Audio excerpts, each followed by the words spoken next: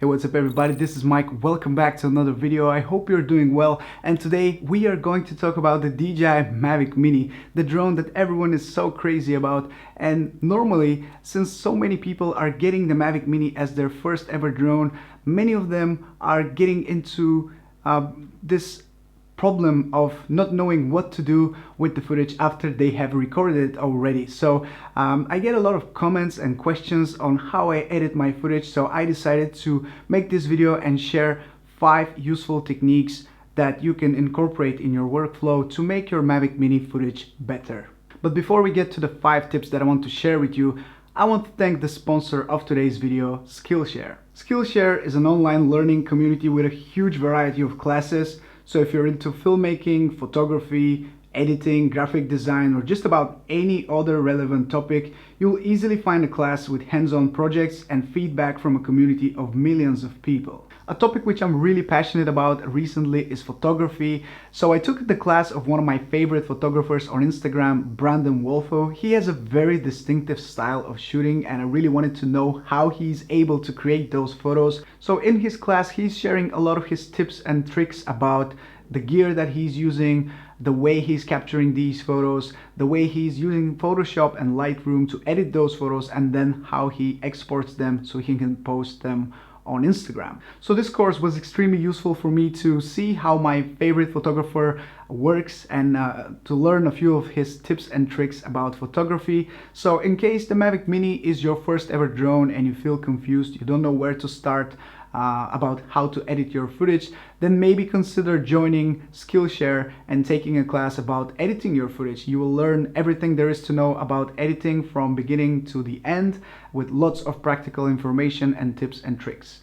So the first 500 of my subscribers who click the link in the description are going to get 2 months for free of the premium service of Skillshare. So make sure you check that link out and start exploring your creativity today.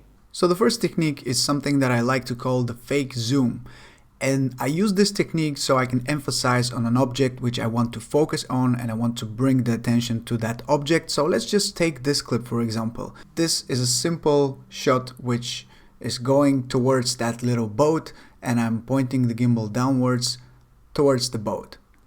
Looks pretty simple, but what we can actually do to make it even better is to bring in some fake zoom into the action. So first what we need to do is set a keyframe here in the beginning of the clip by just pressing here, and we need to go all the way until the end of the clip and set another keyframe and just set the scale to, let's just say, 120%. Now what happens is that during the whole duration of the video, the zoom is going to go from 100 to 120% and it will slowly zoom to the boat. So let's just play it back. As you can see, these percents here are changing, and that means that we're slowly zooming in, and that makes the clip a lot more interesting. It makes it a lot more emphasizing on the object that you want to focus on. And of course you can do it the other way around. If you want to, you can zoom out. So you start from the beginning with a zoomed in clip. So in that instance you will need to set this to another higher percentage, like 120 if you want to, and then you set the end keyframe to 100%, and that will make the whole video zoom out. So that's a little technique which helps you emphasize on an object and just point the attention of your viewer towards that object. The next technique which I have is called speed ramping, and if you're familiar with my channel, you already know that speed ramping is one of my absolute favorite techniques to use when I'm editing my footage. So let me demonstrate how speed ramping works. This is a simple clip which has this spiraling movement that I love doing. I am rotating the drone a little bit while gaining some altitude, but as you can see, the clip itself is very long. It's about 25 seconds long, and although it looks nice, nowadays nobody has the attention span of watching a 25-second long simple clip like this one. So what we can actually do to make it more interesting to watch is to speed ramp the middle section of the video. So what I'm going to do is to let the clip play for for a few seconds and then press Shift and B, and try to remember this distance, how much distance you have selected here, and then select roughly the same distance from the back of the video and press Shift and B again. And what we can do now is with this section here, we can actually speed it up and just press on that little arrow and press Custom. And for this clip, we are going to speed it up by 10,000%. It looks that it's going to be a lot, but trust me, because it will actually be quite nice. So let me just render that video and I'll show it to you. So here is the finished clip. As you can see, we have a little section where the clip is going to play back in the normal speed, and that's going to be the same as for the ending. And we just have that middle portion of the video which is going to be sped up by 10,000%. So let me just play it for you.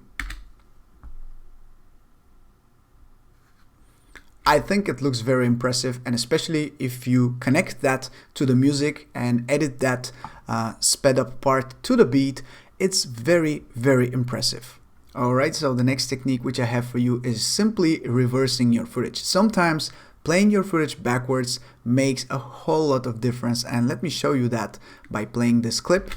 As you can see, I am flying in a forward direction, going through these little trees and branches.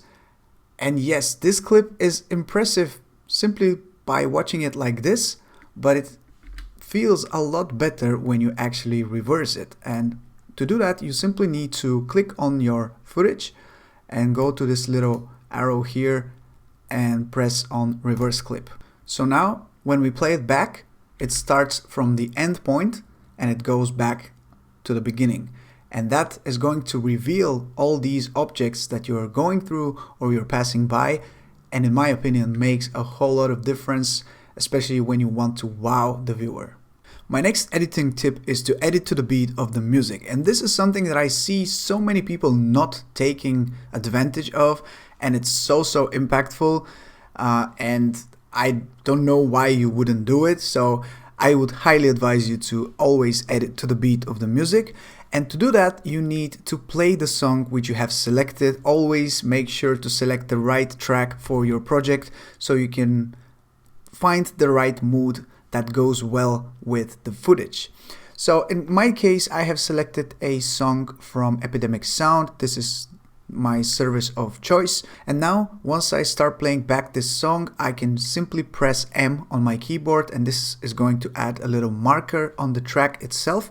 And by adding footage on these markers, you will make sure that the footage is changing right when the beat drops. You can also use the audio waves here to select where you want to place your marker, but I would highly advise you to put on your headphones, play back the track, and simply press M every time you think that it's a good idea to change the footage to another cut.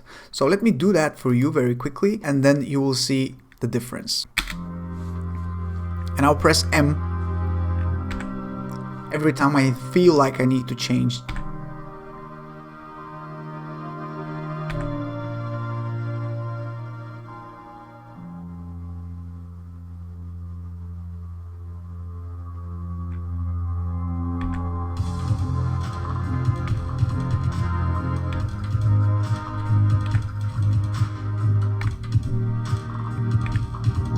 So as you can see, I have put quite a lot of different markers on this track, and it's only 1 minute long. So if you want to follow all of these markers, that means you have to cut every single time you have placed a marker. But that doesn't necessarily have to be the case. You can of course always make your cuts longer.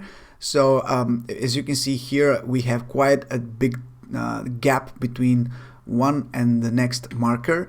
So basically you have quite a lot of freedom. You're not obliged to cut every time there is a beat drop, but it makes a big impression if you do that. And I highly advise you to at least put some markers on the track where you find it to be necessary. And if you are cutting, make sure you're cutting where there is a beat drop. That makes a big difference. So let me just play a very short clip which has this same track, and you will see how I'm cutting to the track, to the beat using these markers.